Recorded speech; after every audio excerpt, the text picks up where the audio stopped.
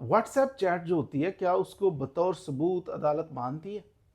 उसने मुझे जनाब मैसेज किए हुए हैं इतने सारे, तो वो जनाब बंदा चाहे कि ये मैसेज जो उसने किए हैं इसको मैं स्क्रीनशॉट ले लेता हूँ, इसको सेव कर लेता हूँ, तो ये जाके मैं अदालत के अंदर पेश करूँ ताकि अदालत को समझ आ जाए कि गलती किसकी है। जी हाँ, व्हाट्सएप मैसेजेस एविडेंशरी वैल्यू इनकी है, ये बतौर सबूत अदालत के अंदर पेश किए जा सकते हैं, लेकिन उस तरह नहीं जिस तरह आप सोच रहे हैं। मेरा मोबाइल था तो मैंने स्क्रीनशॉट ले लिया तो उसको प्रिंट निकाला, तो जैसा ये लें, अब जज को क्या पता ये स्क्रीनशॉट आपके मोबाइल का किसके मोबाइल का कहाँ से प्रिंट आ गया।